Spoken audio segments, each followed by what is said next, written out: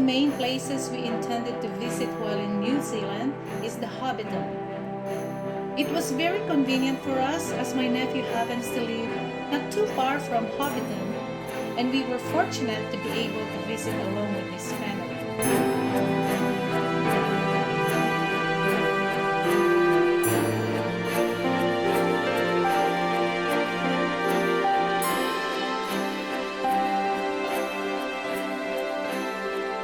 Alright, good afternoon everybody, how are you? Are you psyched for Hobbiton? Yes! My God. You have a glorious day to be heading to.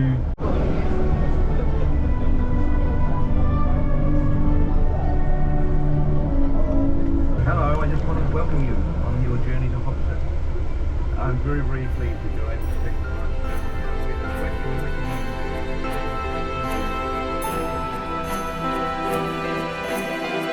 The tour started with a 10-minute bus ride from the ticket office to the actual movie set. It was so magical when the Lord of the Rings soundtrack came on as we went through the beautiful green rolling hills of the Alexander family farm.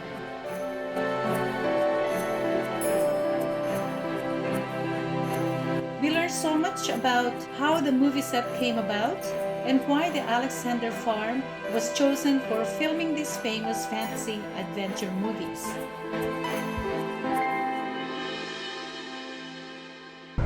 And through the wizardry of Ben's driving, we have arrived precisely when we're meant to. Now here everyone, we're going to hop off the bus. Be sure and take all your belongings with you. We're going to go through this wooden gate. We are going to meet at the sign that says Hobbiton.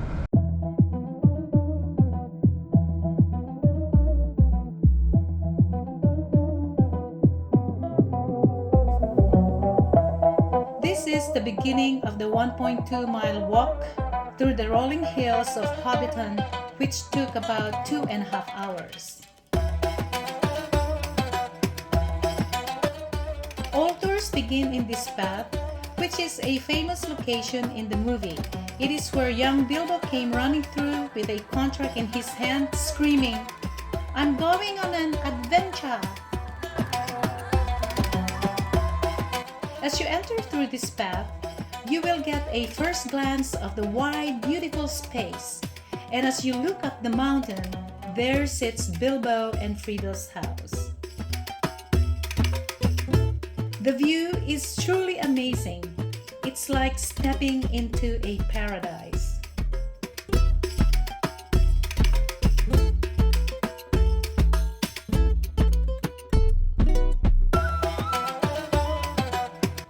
As we walked through the hills, we saw a series of hobbit holes. In fact, there are 44 unique hobbit holes in this 12-acre hobbit land.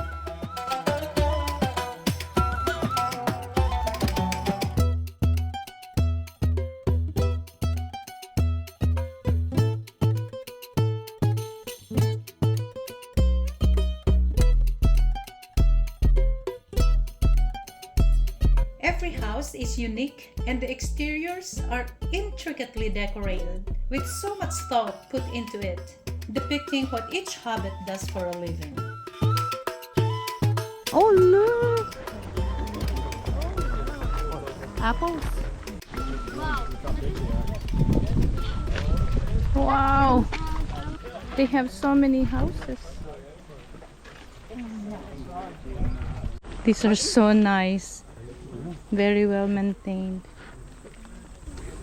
Lots of flowers. Lots of flowers. Everything's real.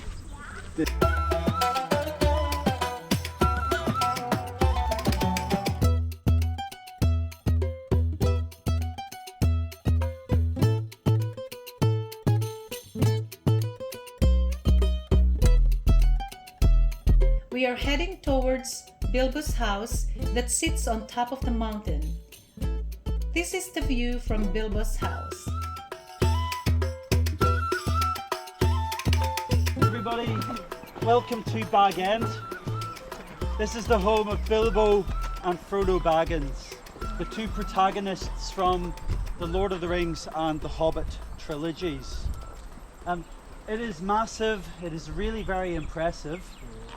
And the first thing you come to is this no admittance except on party business sign by the gate. That was created by calligrapher Daniel Reeve. And Daniel also did all the maps for Middle-earth. He's a cartographer as well. And you know, Hobbiton has been around for almost 3 decades. Things have changed around the set over the years. The only thing that has been constant here and was put in at day 1 are those stone steps up to Bag End. Hobbiton is an exterior movie set. It's only the outside of these hobbit hole doors. You might have got a wee look as to what's actually inside them there. They're glorified garden sheds with retaining walls and wooden beams. Bag End has some set decoration on the inside. That is just for scenes where the door is being opened and closed from the outside. And then above you've got this oak tree. This tree here is 100% artificial. It's got a great big steel beam running up through it. There are silicon and fiberglass components to it. Birds still put their nests in it. And during really, really blustery days, all the trees are doing that, and that's just sat there like that. So it's like pretty obvious. There are over 200,000 artificial leaves on it that had to be individually painted. Wow. Now, this was part of the permanent rebuild at Hobbiton for the Hobbit trilogy. For the Lord of the Rings, what they did, the Greens team sourced another oak tree on the Alexander farm. They uprooted the tree, it was 26 tons. They cut it up, they numbered everything. They reassembled it with wires and then they replanted it above this house. Like a massive amount of work to make sure they were following along way the books. Now, you know, a lot of people ask, why didn't they just leave it be for the Hobbit? The short reason is, 1, they wanted a permanent tree that would last forever, but 2, the Hobbit takes place 60 years earlier to the events of the Lord of the Rings. So if you're doing a prequel movie but your tree looks significantly older, you know, continuity doesn't really help there. The last thing I'll just say, guys, while we've got a great view of the set, there are 3 components to Hobbiton that drew in Dave Comer, the location scout. The lake, so that is a man-made lake. The family that owned the farm before the Alexanders had made it. A slow rising hill for Bilbo to live at the top of, that was another thing they wanted. And the third thing was that large radiata pine tree in the centre.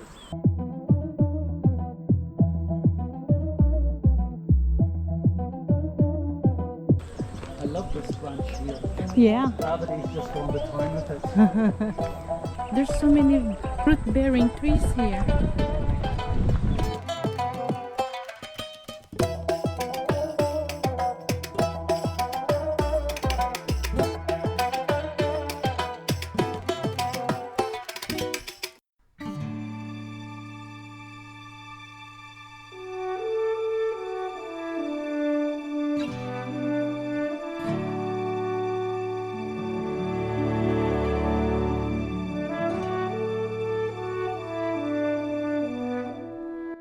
We are now at the party ground where Bilbo celebrated his birthday.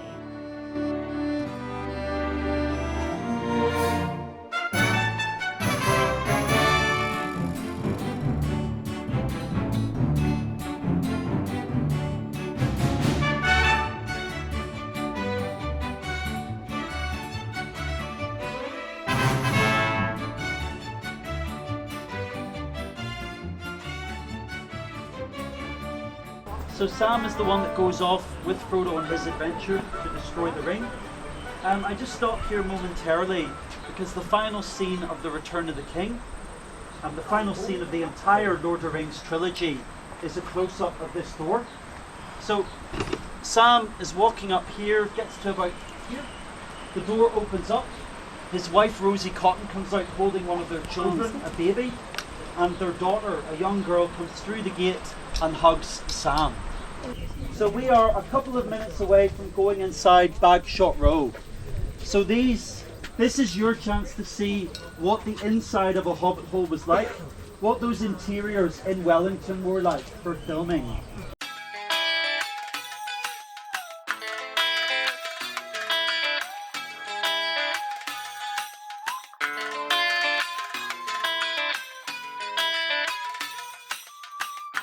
I can't believe we are actually inside a hobbit house. First thing I notice are the designs of the roots of the tree incorporated in the design of the structure.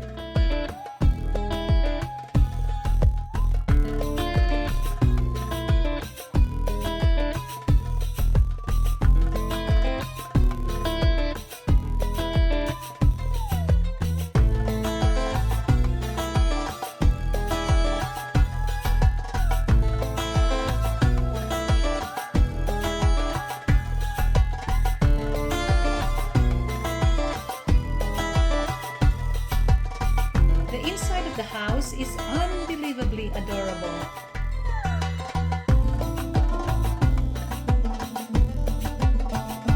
This is the bedroom, and look at the cute bassinet. Oh, there you go. You fit. You fit in the bathtub. 1, 2. Wait, just leave your hand. Here, let me turn the water on. What if there's actually water in I don't think they do that. Look, there's the sink. Go wash your hands. I think the sink works. There you go. The amazing part of this tour is that we were encouraged to touch anything that's inside the house. It is built and decorated like a real house.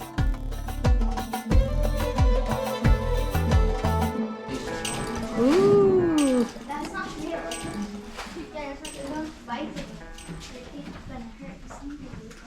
Oh, this is the dining room. Yes, sometimes.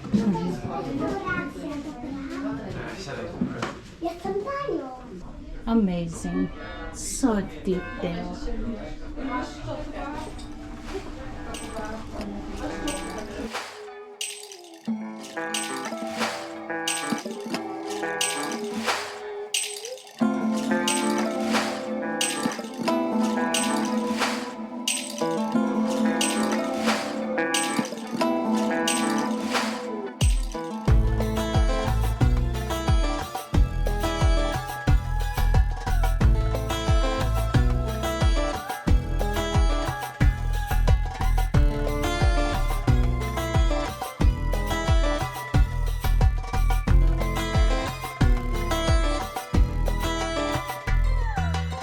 What an amazing tour this has been.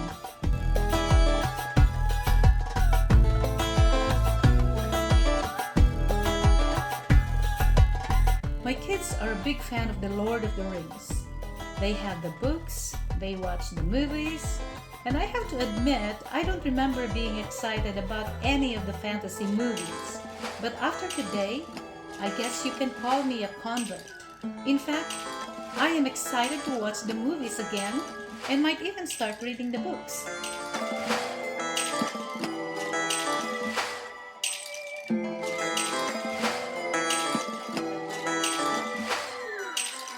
Oh, look at the sheep.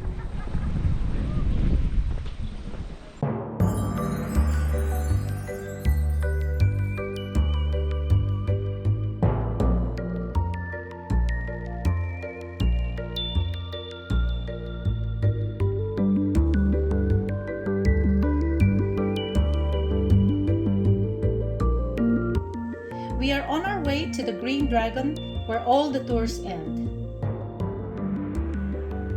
At the end of the tour, all guests are given a complimentary non-alcoholic and alcoholic drinks from the Green Dragon bar. Yeah, the light here is pretty good.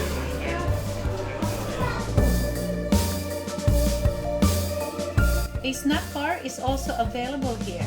We were given enough time for a snack and ample time to look around. The Green Dragon Inn is a fully functional, highly detailed bar and restaurant. It is situated in the heart of the Shire, right by the water here in Hobbiton. It is designed to look exactly as it did in The Lord of the Rings and the Hobbit films.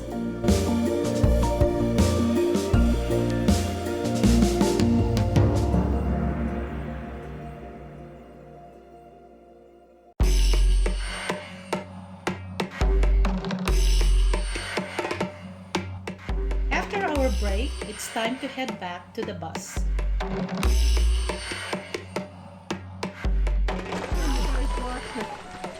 Oh, look at purple beans. Looks a real vegetable.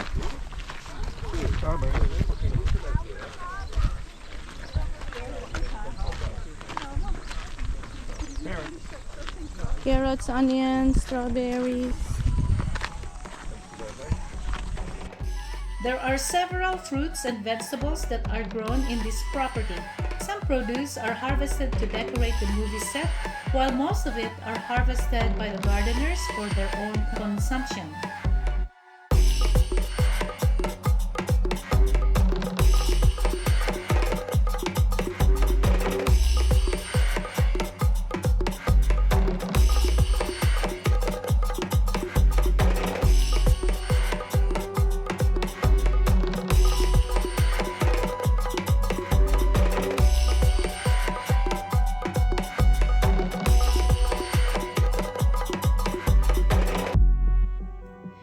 That is an incredible movie set and a wonderful experience for us today.